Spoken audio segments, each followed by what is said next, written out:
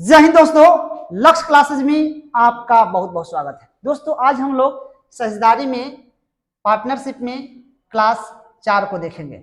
आज के पहला प्रश्न है, ए और बी एक साथ मिलकर 300 रुपया की पूंजी निवेश करके एक व्यापार करते हैं। 4 महीने बाद उसी व्यापार में सी भी शामिल हो जाता है। यदि वर्ष के अंत में प्रत्येक को 1/3 भाग लाभांश प्राप्त होता हो तो सी को कितनी पूंजी उस व्यापार में निवेश करनी होगी। ध्यान दीजिए, ये दिया है ए प्लस बी की पूंजी दे दिया है। कितना दे दिया है? 300 रुपया। अब देखिए ये जो लाभांश है, लाभांश है आपका ए बी और सी का, इसका 1/3 है, इसका भी 1/3, इसका भी 1/3, यानी ये हम 2 हिस्सा कहेंगे और ये क्या कहेंगे? 1 हिस्सा। अब चलिए, अब कह रहा है कि यदि वर्ष के अंत में प्रत्येक को 1/3 भाग लाभांश प्राप्त हो तो सी की कितनी पूंजी उस व्यापार में निवेश करनी होगी। ध्यान रखेंगे, ए प्लस बी का ले लेंगे तो ये फॉर्मूला ही ना होता है हम लोग का, सी ए गुने T A upon C B गुने टी बी और पी ए बाई, है ना, पी बी होता है। ठीक है, इसी फॉर्मूला का हम लोग इस्तेमाल करेंगे। तो देखिए जो सी ए रखेंगे ए प्लस बी का, तो यहाँ कितना हो जाएगा? 300।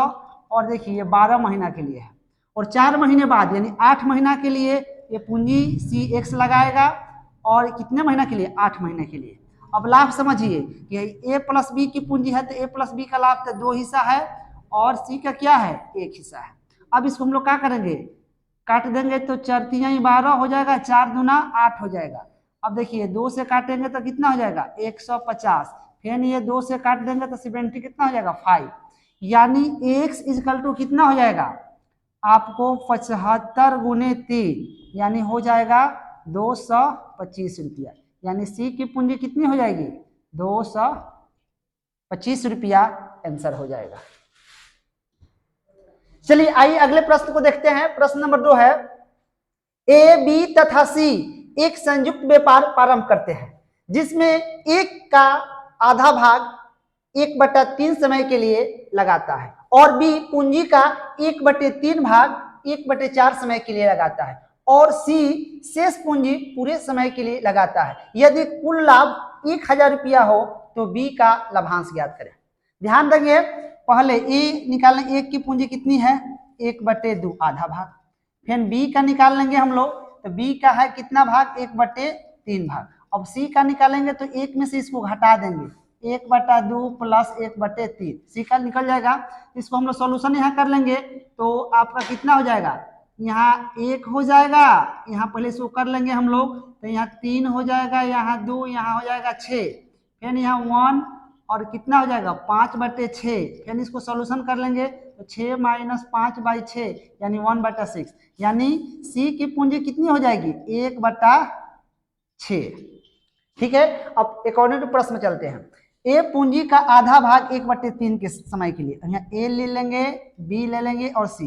ए जो है पूंजी का आधा भाग कितना समय के लिए? 1/3 समय के लिए। ठीक है, बी पूंजी का 1/3, 1/3 कितने समय के लिए? तो 1/4 समय के लिए। और जो सी है, सी की पूंजी 1/6 है, पूरे समय के लिए लगाता है। अब इसको सॉल्यूशन कर लेंगे तो कितना हो जाएगा? 1/6 हो जाएगा, 1/12 हो जाएगा, 1/6 हो जाएगा। देखिए 6 12 6 का एलसीएम कितना हो जाएगा? 12 हो जाएगा। अब ध्यान रखेंगे 12 में भाग देंगे 6 से तो 2 हो जाएगा, यहाँ 1 हो जाएगा, यहाँ 1, यहाँ क्या होगा? 6 दूना 12, 2 हो जाएगा। यानी ये लाभांश का अनुपात कितना हो गया? 2 1 2। अब देखिए 2 1 2 यानी कितना हो जाएगा? 5। और टोटल लाभांश कितना दिया है आपका? 1000। तो यानी 5 दूना 10, 1 इक्वल टू कितना हो जाएगा? 200। अब कह रहा है सी बी का लाभांश, तो बी का लाभांश, ठीक है, बी का लाभांश कितना है? 1 है, तो 1 गुने क्या करेंगे? 200, यानी कितना हो जाएगा? 200 रुपया हो जाएगा आपका आंसर। चलिए आइए अगले प्रश्न को देखते हैं। प्रश्न नंबर 3 है, ए और बी मिलकर एक व्यापार प्रारंभ किया। ए जिसकी पूंजी व्यापार में 4 महीनों तक लगी, उसने लाभांश के लिए 3/8 भाग का दावा किया। अगर बी की पूंजी 15 से 60 रुपया इसी व्यापार में 8 महीने तक लगी थी तो बताएं कि ए ने कितनी पूंजी लगाई थी। चलिए ध्यान देंगे यहाँ पे, देखिए ए का लाभांश कितना दिया है, 3/8 दिया है, तो बी का टोटल हम 1 मान लेंगे, तो 1 में से घटा लेंगे तो कितना हो जाएगा, 5/8 हो जाएगा। ठीक है, चलिए तो अब आगे हम लोग देखते हैं ये क्या है, लाभांश है। अब देखिए यही फॉर्मूला बताया है, सी ए गुने होता है टी ए, सी बी गुने होता है T B upon P A by होता है पी बी। चलिए फॉर्मूला का इस्तेमाल हम लोग करेंगे। तो ए ने हम मान लेंगे कि 100 रुपया पूंजी लगाई, ठीक है, कितने माह के लिए, 4 माह के लिए। बी ने कितनी पूंजी लगाई, 1560 रुपया, ये टोटल 8 माह के लिए। इसका लाभ कितना हो जाएगा, इसका लाभ दिया है 3/8 और इसका लाभ 5/8, ये 8 से 8 कट गया, इस 4 दूना क्या हुआ, 8 हुआ। फिर यहाँ हम लोग सॉल्यूशन करेंगे तो x अपॉन क्या हो जाएगा, यहाँ 1560 गुने 2 हो जाएगा, यहाँ हो जाएगा 3/5 हो जाएगा। अब क्या करेंगे, 5 से काट सकते हैं हम लोग, पंक्तियां 15, 5 से कम 5, 5 दूना 10, ये 5 से कट जाएगा। अब यहाँ x बराबर हो जाएगा आपका 312 गुने 3 दूना 6।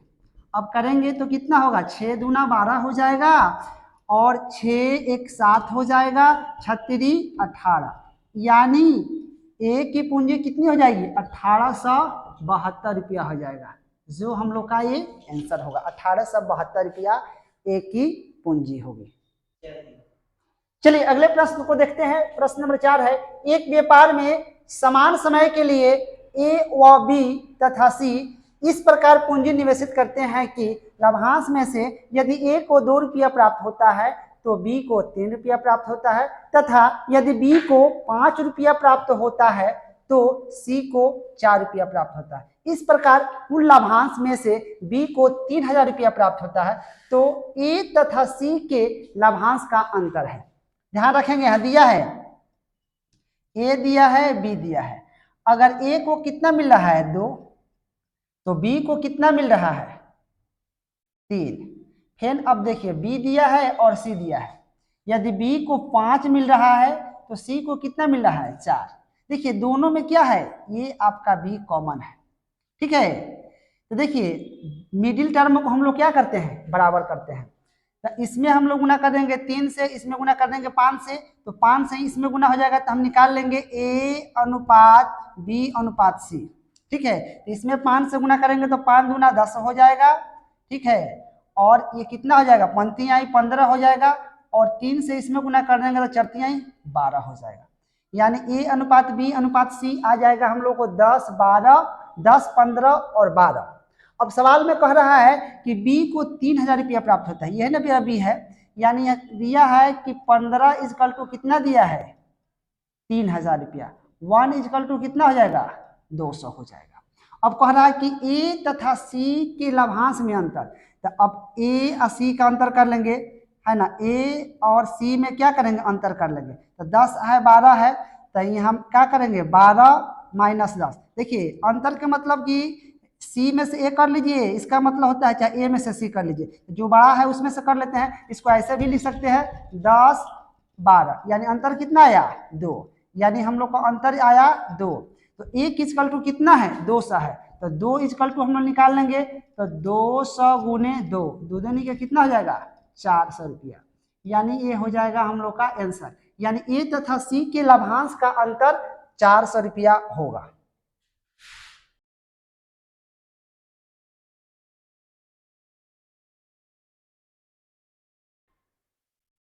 चलिए आइए अगले प्रश्न को देखते हैं। प्रश्न नंबर 5 है, राम तथा लखन ने मिलकर एक व्यापार प्रारंभ किया।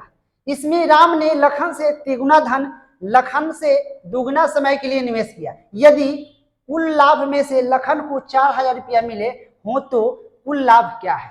देखिए ध्यान रखेंगे, दिया है आपको राम और क्या दिया है लखन दिया है, ये पूंजी लिख लेंगे हम लोग, पूंजी है ना। तो कह रहा है कि इसमें से राम ने लखन से तिगुना धन, तो यानी राम 3 लखन का धन 1, और समय कह रहा है, समय समझेंगे तो कह रहा है कि तिगुना धन लखन से दुगना समय के लिए, इस राम का समय 2 तो लखन का समय 1।